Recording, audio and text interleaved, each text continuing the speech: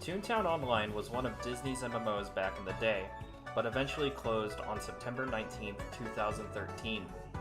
Fortunately, the game's community has revived the game through various means, Toontown Rewritten being the most notable server to bring back Toontown and add new things while fixing some old bugs.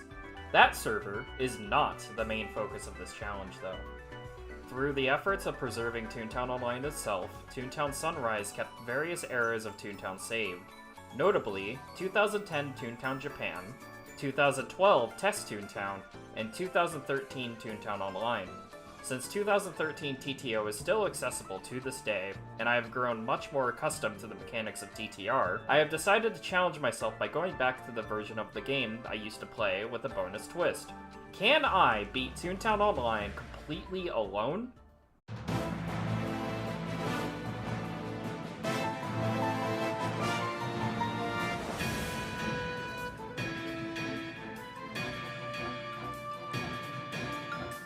Granted, this challenge may have a more obvious result due to the fact that Toontown itself isn't exactly a difficult game.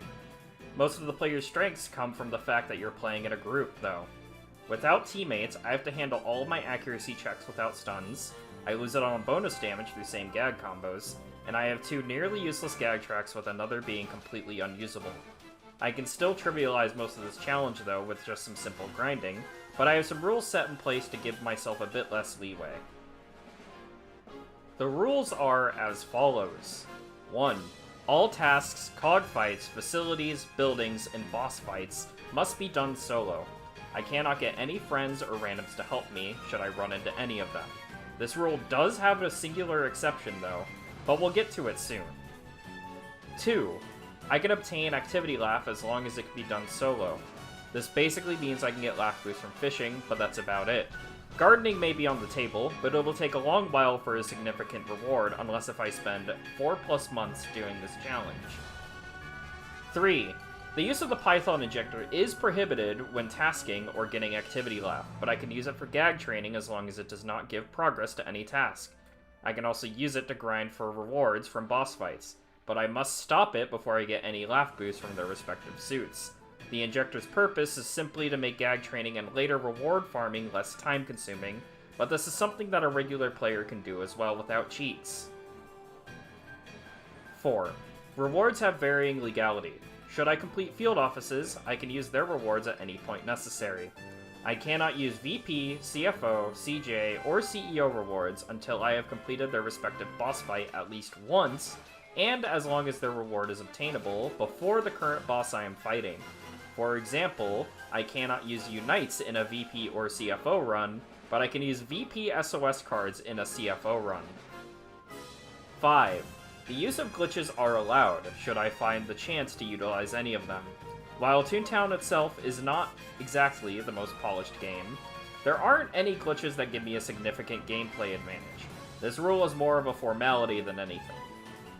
As I am writing this script, I only know how Toontown Central went, so I'm not 100% certain on how these restrictions will impact later playgrounds in practice.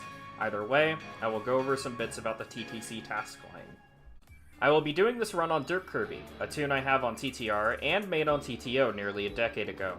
After going through an easy tutorial, trolley game, and the Blackboard Eraser task, I am confronted with what theoretically kills this challenge. I have to make a friend to continue onward. Normally this would mean I have to get assistance from a friend or a random player, but there is a way to cheese this task alone. All you have to do is make another tune, get a true friend code, and input it on the tune that needs to make a friend. I already have another tune on this account, so I'm able to do that without any assistance from anyone else. Maybe this counts as a non-solo thing to some people, but for me, I consider this done completely solo since it's contained on my own account. It does not give me any real advantage in this run. This task is also part of the exception of Rule 1 in case if this is not seen as a solo thing, but for the reason I said before, I view it as a solo thing.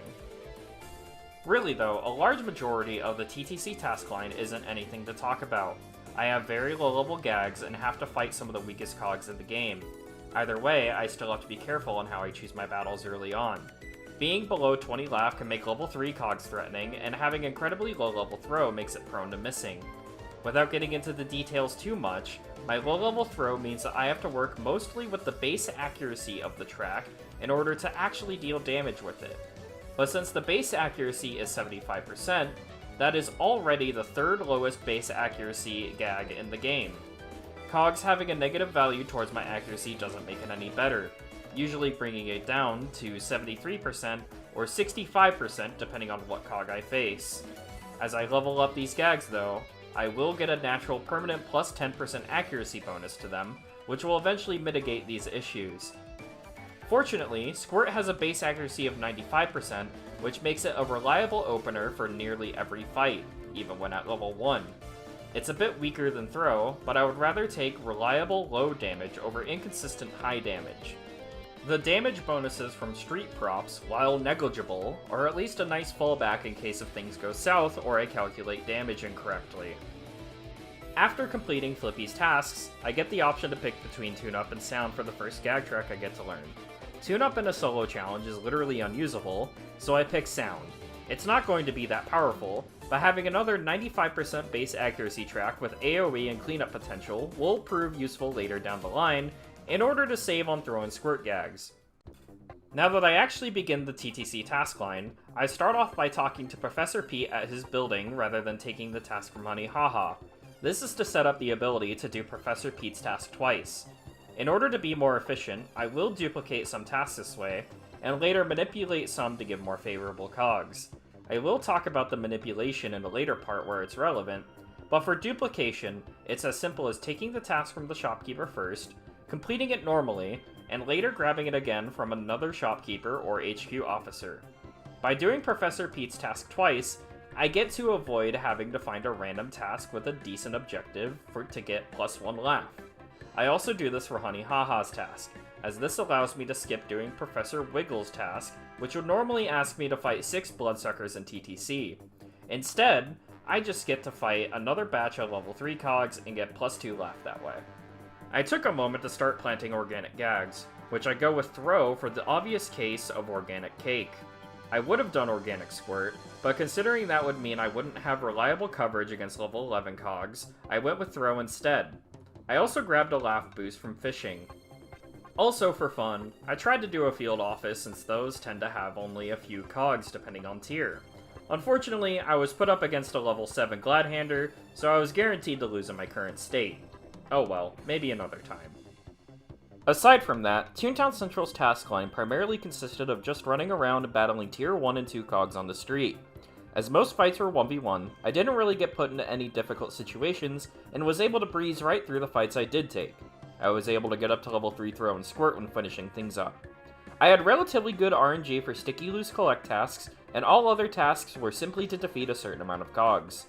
Overall, Toontown Central wasn't too eventful, and I eventually beat the task line without much trouble. I only had a couple cases where I had to run from combat, but I recovered quickly from those. Now that I have Sound though, I may be able to start taking on cog buildings, which will make things more interesting soon. In case anyone wants to see the entire run of Toontown Central, I do have a video showing it in the description. This will also be the case for later playgrounds, so they'll be put in a playlist together for easy viewing. Until next time.